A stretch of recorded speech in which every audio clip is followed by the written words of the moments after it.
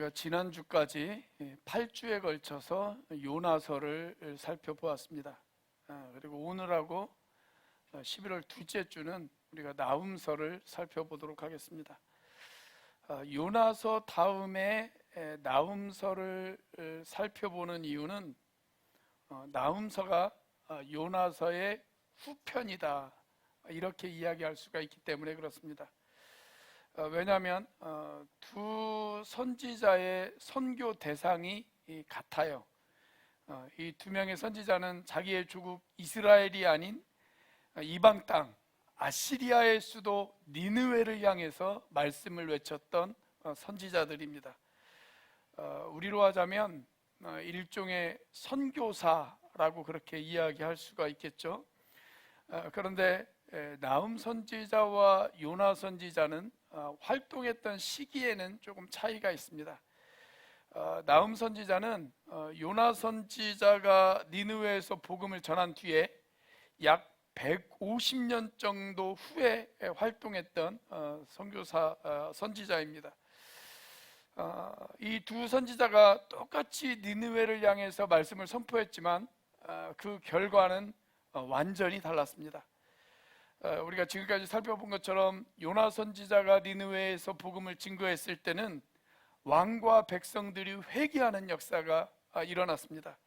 그래서 하나님께서 그 땅에 내리실 진노를 그치시고 하나님께서 그들을 돌보셨던 그런 사건을 우리가 성경을 통해서 지금까지 확인을 해보았죠.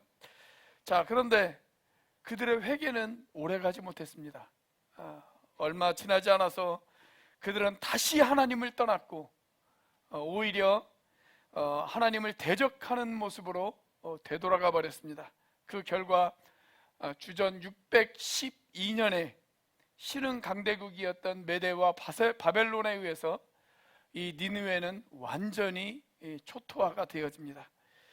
그렇게 니느웨가 멸망하기 바로 직전에 활동했던 선지자, 그 선지자가 바로 나훔이라고 하는 선지자였습니다. 이 나훔서는 우리가 읽기에 그렇게 유쾌한 책이 아닙니다. 오히려 심히 불편한 마음으로 읽을 수밖에 없는 그런 책입니다. 왜냐하면 이 책의 주제가 진노하시는 하나님에 관해서 이야기하는 책이기 때문에 그렇습니다. 자, 나훔서 1장 1절을 같이 한번 읽어보겠습니다. 시작. 이것은 엘고스 사람 나훔이 니느웨가 형벌을 받을 것을 내다보고 쓴 묵시록이다. 여기에서 중요한 단어가 있다면 형벌이라고 하는 단어입니다. 나훔서는 하나님께서 니느웨에 내릴 형벌에 대해서 기록한 그런 책입니다. 자, 2절 말씀을 같이 한번 읽어볼까요? 시작. 주님은 질투하시며 원수를 갚으시는 하나님이시다. 주님은 원수를 갚으시고 진노하시되 당신을 거스르는 자에게 원수를 갚으시며 당신을 대적하는 자에게 진노하신다. 여기 2절 말씀 한 구절에 원수를 갚으신다라고 하는 표현이 무려 3번이 등장합니다. 그리고 진노하신다라고 하는 표현은 2번 등장을 합니다. 여러분, 우리 하나님께서는 원수를 갚으시는 하나님이시고 그리고 진노하시는 하나님이십니다. 우리 하나님이 오래 참으시고 사랑이 많으신 하나님이시긴 하지만 그분이 그렇다고 해서 진노하지 않는 하나님을 이야기하는 것은 아닙니다. 성경은 우리에게 진노하시는 하나님에 대해서 말씀하십니다. 자, 그런데 그렇게 무서운 이야기만 있는 것은 아니에요. 2절에서 진노하시는 하나님에 대해서 이야기하시지만 바로 이어서 3절을 보면 좀처럼 노하지 않으시는 하나님에 대해서도 우리에게 말씀하고 계십니다. 우리에게 익숙한 표현으로 바꾸자면 오래 참으시는 하나님이라고 이야기할 수가 있겠죠. 여러분, 하나님은 진노하시고 원수를 갚으시고 심판하시는 하나님이시기도 하시지만 그러나 동시에 좀처럼 노하지 않는, 노하기를 더디하시는, 오래 참으시는 하나님이시기도 하시다는 사실을 믿으시기를 바랍니다. 이 나훔이라고 하는 이름의 뜻이 위로라고 하는 뜻을 가지고 있어요. 위로.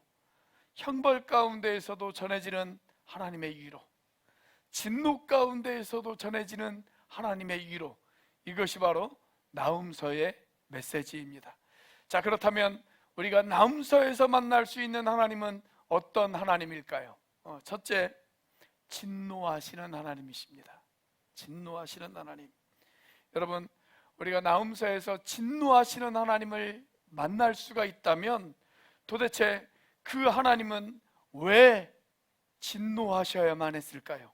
자, 나훔서를 읽다 보면 당시 니느웨 성에 얼마나 죄악이 가득했는지를 우리가 그 실상을 목격할 수가 있어요. 자, 나훔서 3장 1절 말씀을 같이 한번 읽어보겠습니다. 시작. 너는 망한다. 피해 도성, 거짓말과 강포가 가득하며 노략질을 그치지 않는 도성. 자, 유진 피터슨이 쓴 메시지 성경을 보면 이 말씀을 이렇게 번역을 했습니다. 살인자의 성이여, 너는 망할 것이다. 거짓말이 가득하고 약탈물이 쌓이고 폭력에 중독된 성이여. 하나님께서 왜 니느웨를 향해서 진노하실 수밖에 없었습니까? 그 땅에 살인, 거짓, 탐욕, 그리고 폭력, 이런 죄악들이 넘쳐나고 있었기 때문에 그렇습니다. 자, 그런데 이것보다 더 심각한 죄악이 있었어요. 그것이 뭐냐면 바로 우상숭배였습니다. 아시리아 제국의 최고의 전성기는 사네립이라고 하는 왕이 통치하던 시기였습니다. 그런데 아이러니하게도 그때가 최고의 전성기이기도 했지만 동시에 그때부터 이 아시리아는 멸망이 시작되어지는 시기이기도 했습니다. 그 시대의 모습을 성경은 이렇게 우리에게 증언하고 있습니다. 열왕기하 19장 36절과 37절 말씀 같이 한번 읽어볼까요? 시작. 아시리아의 사네립 왕이 그곳을 떠나 니느웨 도성으로 돌아가서 머물렀다. 그러던 어느 날 그가 자신의 신 니스록의 신전에서 예배하고 있을 때에 그의 아들 아드람멜렉과 사레셀이 그를 칼로 쳐 죽이고 아라랏 땅으로 도망하였다. 그의 아들 에살핫돈이 뒤를 이어 왕이 되었다. 사네립이 왕으로 있을 때 엄청난 군대를 이끌고 남유다를 쳐들어옵니다. 예루살렘을 포위를 해요. 그런데 그 전쟁에서 패배해요. 그리고 자기의 고국으로 돌아갑니다.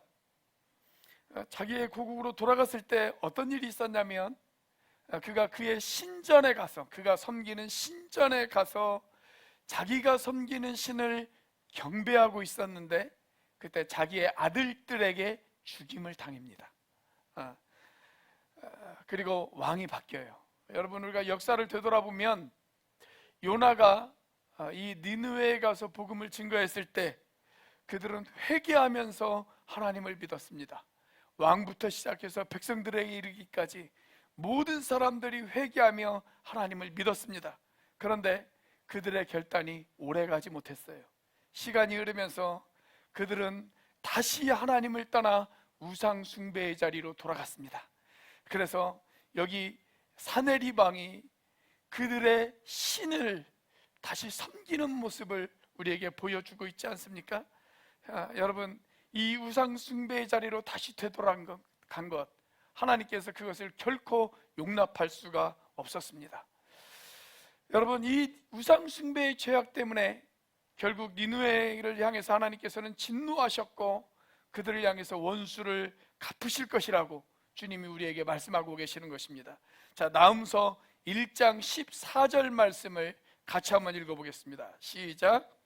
주님께서 너를 두고 명하신 것이 있다. 너에게서는 이제 내 이름을 이을 자손이 나지 않을 것이다. 내 산당에서 새게 만든 신상과 부어 만든 우상을 다 부수어버리며 내가 쓸모없게 되었으니 내가 이제 내 무덤을 파놓겠다. 좀 더 실감나기 위해서 이 구절을 메시지 성경으로 이 대목을 읽어보면 이렇게 번역을 해놓았어요. 너는 이제 끝장이다. 니느웨는 끝났다. 내가 너의 신전을 모조리 부술 것이다. 내 신과 여신들을 쓰레기통에 쳐넣을 것이다. 나는 지금 너의 무덤을 파는 중이다. 비석 없는 무덤을. 이제 너는 없는 것이나 마찬가지다. 아니 그보다 못하다. 아주 실감나는 번역이지 않습니까? 여러분, 하나님은 어느 시대나 우상 숭배자들을 향해서 진노하셨습니다. 여러분, 그 로마라고 하는 나라를 보면 황제마다 다 자기의 동상을 세웠어요. 여러분, 우리가 동상이라고 하는 것은 일반적으로 죽은 사람들의 업적을 기념하기 위해서 우리가 동상을 세우죠. 그런데 로마의 황제들은 살아있는 자기의 동상을 세웠습니다. 그리고 그것을 숭배하도록 강요했습니다. 그러니까 황제가 곧 신이 된 것입니다. 그런 우상 숭배에 하나님께서 진노하셔서 이 거대한 로마 제국이 순식간에 망한 것을 우리는 역사를 통해서 확인할 수가 있지 않습니까? 자, 니느웨도 마찬가지였습니다. 요나가 니느웨에서 복음을 전했을 때 그 땅에는 큰 회개 운동이 있었습니다. 그런데 그 회개 운동은 오래가지 못했고 시간이 흐르면서 그들은 하나님을 잊어버렸습니다. 그리고 다시 우상을 섬기기 시작을 했습니다. 여러분, 이 니느웨의 역사는 우리나라의 역사와 얼마나 비슷합니까? 우리 한국 역사에 있어서 가장 큰 회개 운동이라고 한다면 역시 1907년에 있었던 평양 대부흥 운동을 우리가 이야기할 수가 있을 것입니다. 이 평양 대부흥 사건을 통해서 이 나라 곳곳 구석구석마다 교회가 세워지고 사람들이 하나님 앞에 회개하기 시작하고 그들의 우상을 버리고 그리고 하나님을 섬겼던 그런 역사들이 1907년에 있었습니다. 그런데 그 뒤 정확히 3년 뒤에 우리의 주권을 일본에게 빼앗기는 그런 사건이 벌어지죠.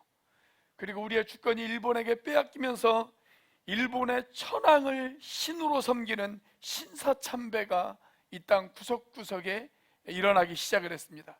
물론 우리 자랑스러운 주기철 목사님과 같은 몇 명의 우리의 믿음의 선배들이 이 신사참배를 반대했고 그리고 그런 반대의 결과 극심한 탄압과 고문에 못 이겨서 순교를 당하는 그런 믿음의 선배들이 우리들 가운데 있었지만 그런데 그럼에도 불구하고 거의 모든 교단들이 신사참배를 받아들였습니다. 그 중에서 유일하게 신사참배를 거절한 딱 하나의 교단이 있었는데 그 교단이 어느 교단일까요? 침례교단입니다. 우리 교단입니다. 우리 교단은 유일하게 교단적으로 신사참배를 끝까지 반대했습니다. 그래서 강제로 교단이 해산되어졌고 모든 재산이 다 압수되어지는 그런 일들이 있었습니다.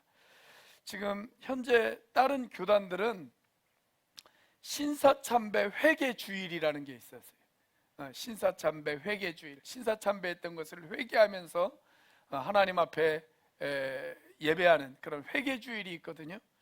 근데 우리 교단은 신사참배를 교단적으로 거부했기 때문에 신사참배 회개주일이 아니라 우리는 신사참배 거부주일이 있습니다. 5월 달에 신사참배 거부주일이 우리 교단은 있어요. 근데 여러분, 광복 이후에 일본은 물러갔어요. 일본은 떠났습니다. 그런데 이 땅은 아직도 우상들로 가득합니다. 저 이북 땅은 김일성과 김정일 부자를 우상처럼 지금까지도 섬기고 있고, 여러분, 남쪽은 무엇을 우상으로 섬기고 있을까요? 우상의 정의, 그게 무엇입니까? 하나님보다 더 사랑하는 것, 하나님보다 더 가치 있게 느끼는 것. 여러분, 그 모든 것이 다 우상이죠. 그 모든 것이 다 우상이에요. 우리가 하나님보다 돈을 더 사랑하면 돈이 우리의 우상이 되어지는 것입니다. 하나님보다 쾌락을 사랑하면 쾌락이 우리의 우상이 되어지는 것입니다. 하나님보다 명예를 사랑하면 명예가 우리의 우상이 되어지는 것입니다. 아무튼 하나님보다 귀하게 생각하고 하나님보다 더 가치 있게 느끼는 것, 그리고 하나님보다 더 높이는 것이 있다면 그 모든 것이 우리의 우상이 되어지는 거예요. 사람이든 물질이든 그 모든 것이 우리의 우상이 되어지는 것입니다. 중요한 것은 이것입니다. 여러분, 우리가 하나님의 은혜를 경험하는 것도 좋아요. 감사한 일이죠. 그런데 여러분, 그 은혜가 우리 가운데 계속 부어지기 위해서, 그 은혜가 계속 우리들 가운데 존재하기 위해서는 여러분, 우리의 삶 속에서 우상을 용납하지 말아야 합니다. 우리의 삶 속에서 하나님보다 더 주인으로 삼았던 것, 하나님보다 더 가치 있게 여겼던 것, 하나님보다 더 귀하게 여겼던 것, 그 모든 우상들을 허물어버리고 하나님을 가장 최고의 자리로 모시고 살아가는 저와 여러분들의 삶이 되시기를 주님의 이름으로 축복합니다. 자, 다음서의 하나님은 어떤 하나님일까요? 둘째로, 좀처럼 노하지 않는 하나님이십니다. 좀처럼 노하지 않는 하나님. 여러분, 하나님은 진노하시는 하나님이십니다. 그런데 오늘 나훔서는 역설적이게도 하나님이 진노하시는 하나님이시지만 동시에 하나님은 좀처럼 노하지 않는 하나님이시라고 우리에게 이야기를 하고 있습니다. 여러분, 이 역설적인 하나님의 성품에 관해서 잘 한번 들어보세요. 하나님은 노하시는 분이세요. 그런데 동시에 좀처럼 노하지 않는 분이시기도 하세요. 자, 그런데 거기에서 머무르는 것이 아니라 나훔서의 하나님은 한 걸음 더 나아갑니다. 자, 7절 말씀을 보면 이렇게 기록이 되어져 있어요. 주님은 선하심으로 환난을 당할 때에 피할 피난처가 되신다, 그렇게 말씀하십니다. 하나님께서 우리의 죄악과 우리의 불의를 바라보시면서 그분은 진노하시는 하나님이시지만, 그러나 그분은 진노하기를 더디하시는 하나님이시고, 또한 진노하시면서도 우리에게 피할 길을 주시는 그런 하나님이시다 라고 그렇게 이야기하고 있습니다. 하나님의 진노 가운데에서도 우리에게 피할 피난처를 주시는 하나님. 여러분, 우리가 기억해야 할 하나님의 속성 가운데 하나는 뭐냐면 하나님은 선하신 하나님이시다 라고 하는 사실이에요. 죄악으로 인해서 진노를 피할 수 없었던 그 인생들 가운데 하나님께서는 선을 베풀어 주십니다. 그래서 우리에게 피할 피난처를 제공해 주십니다. 여러분, 우리가 구약 성경을 보면 하나님이 준비해 놓으신 구원의 피난처들이 있어요. 그것을 가리켜서 우리가 도피성이라고 이야기를 합니다. 민수기 35장이나 아니면 신명기 19장을 보면 가나안 땅에 총 6개의 도피성을 마련해 두신 하나님의 모습을 우리가 볼 수가 있습니다. 사람들이 죄를 지었어요. 이 죄를 지은 사람들이 이 도피성으로 피하면 일단은 생명을 보장받을 수 있는 곳입니다. 이 도피성으로 피하기만 하면 그들을 죽일 수 없고 그들의 생명이 보장받을 수 있는 곳, 그것이 바로 도피성이죠. 요단강을 중심으로 해가지고 오른쪽에는 요르단 땅이에요. 그 요르단 땅에 3개의 도피성을 준비를 해 놓으셨고, 요단강을 중심으로 해서 왼쪽은 거기가 가나안 땅입니다. 그 가나안 땅에 또 3개의 도피성을 준비를 해 놓으셨습니다. 그래서 어디에 있든지, 죄인들이 어디에 있든지 하루 정도의 길을 걸어가면 그곳에 다 도피성이 있어요. 하루 길이면 다 도피성에 도달할 수 있는 그곳에 그렇게 도피성들이 준비되어져 있습니다. 자료에 의하면 이 도피성으로 가는 그 도로의 폭이 무려 14m나 되어졌다고 그래요. 옛날로 따지면 엄청나게 큰 도로죠. 지금도 짧은 도로는 아니에요. 14m면 4차선 도로입니다. 4차선 도로. 그런 도로들이 있었고요. 그리고 혹시라도 도피성으로 가는 그 길을 찾지 못할까봐 도피성으로 가는 길 곳곳에는 표지판이 있었다고 그래요. 도피성으로 가는 길, 그러면서 안내 표지판이 있었다고 그럽니다. 그리고 이 도피성은 이스라엘 백성들 뿐만이 아니라 이방인들에게까지도 활짝 열려 있었어요.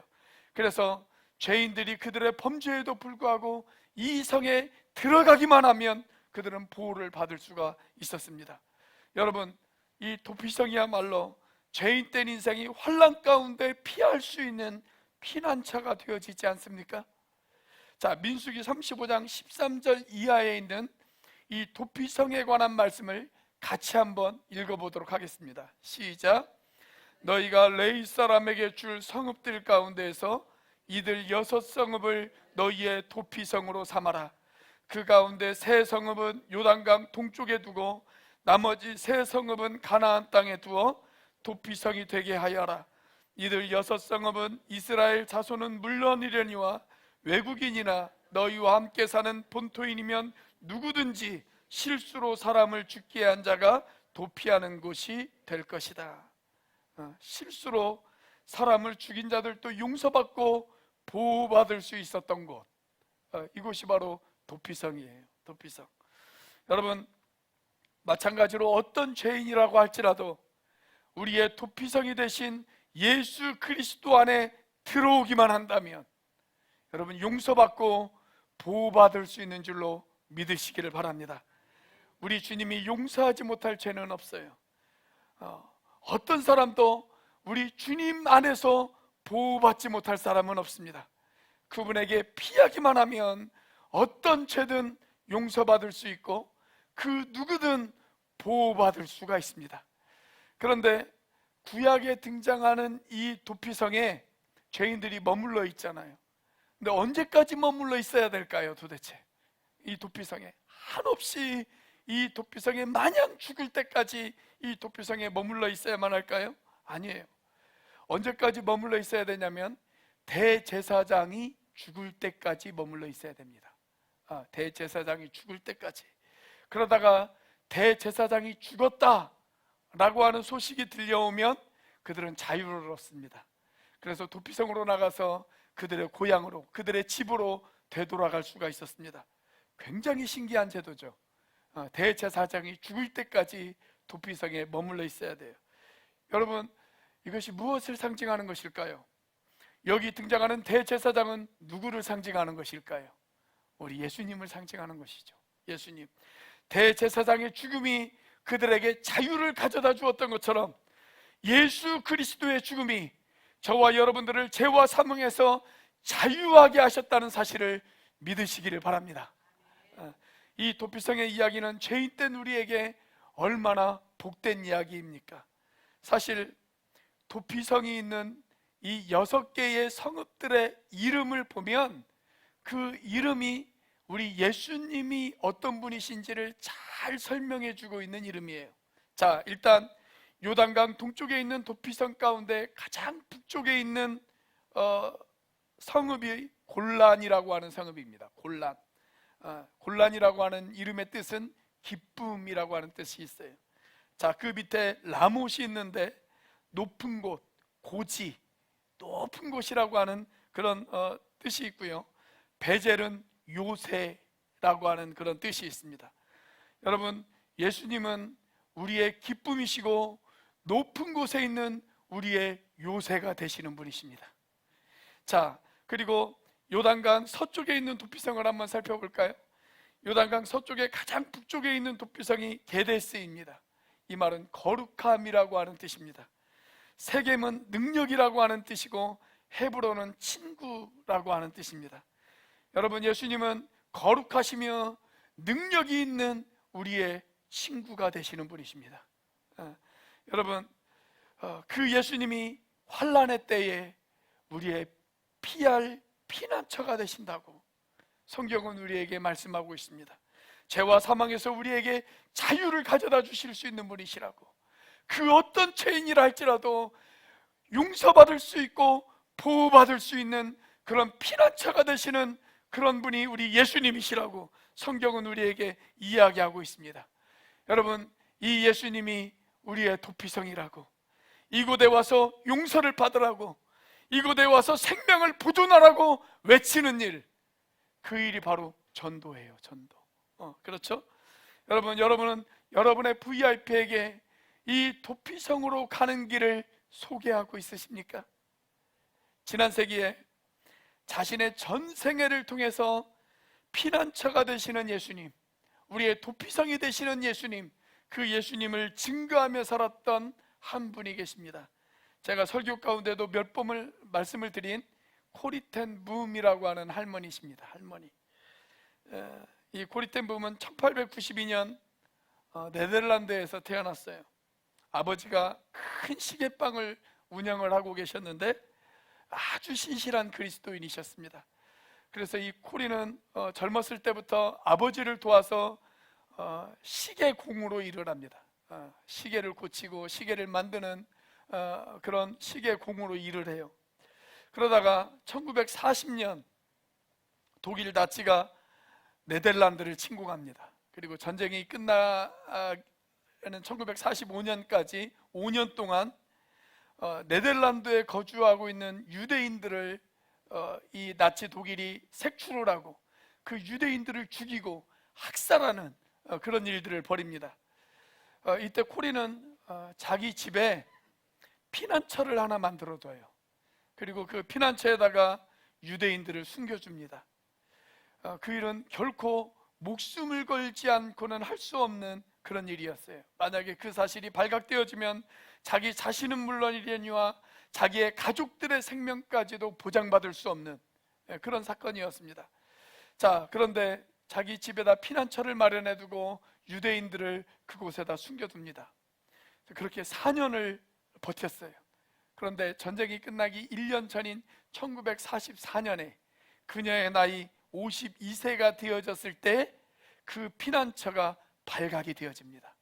그래서 온 가족이 수용소에 끌려가서 감옥살이를 하기 시작을 해요. 그 감옥에서, 그 수용소에서 자기 아버지가 고문에 못 이겨 세상을 떠납니다. 그리고 자기의 언니 베시라고 하는 언니가 있는데 자기 언니와 자기도 그 수용소 안에서 아주 엄청난 고문을 당하기 시작을 합니다. 그 고문을 견디면서도 이 두 자매는 이렇게 서로를 위로했다고 그래요. 하나님 안에서 살아가는 것이 우리의 최고의 피난처야. 주님 안에서 살아가는 것이 우리의 피난처야.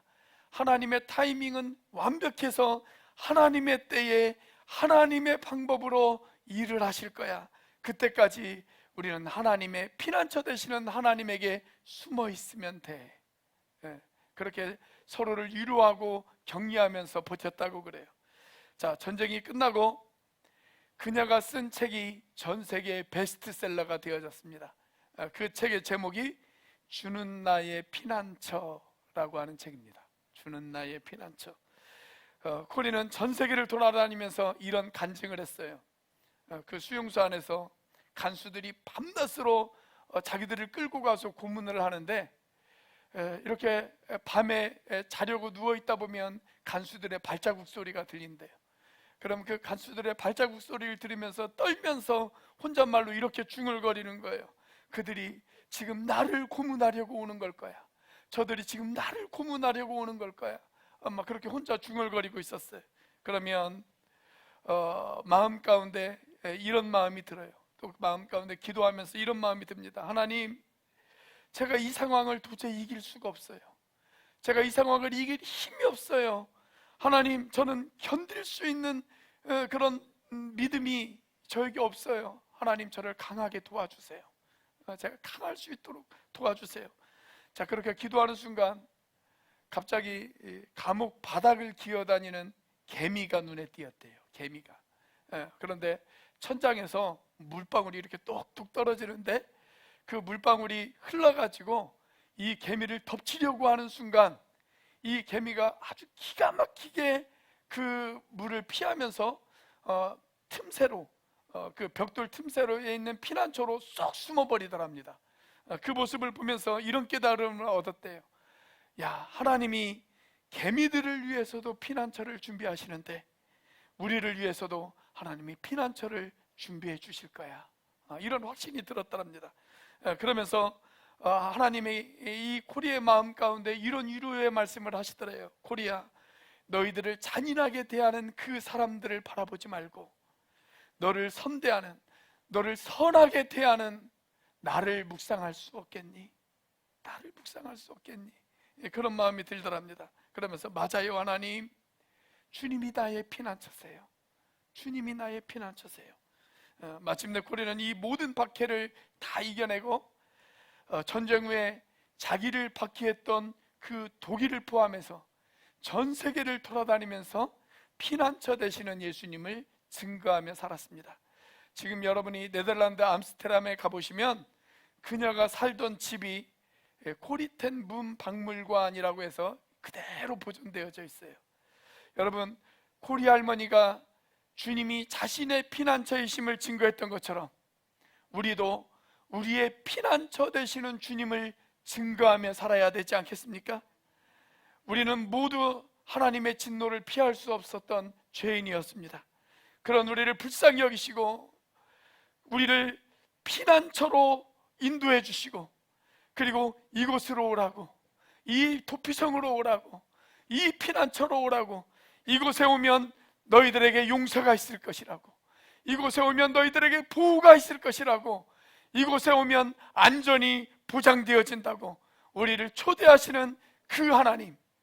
그런데 여러분, 아직도 그 초청의 음성을 듣지 못한 채 이 세상 가운데에서 살아가는 우리의 이웃들, 우리의 가족들, 여러분, 그들에게 이곳으로 가면 우리의 도피성이 있다고, 이곳으로 가면 우리의 안전이 보장되어져 있다고, 이곳으로 가면 우리가 자유케 되어질 수 있다고, 그렇게 우리의 도피성 되시는 예수님을 증거하는 그 안내판의 역할, 그 안내판의 역할을 저와 여러분들이 해야 하지 않을까요?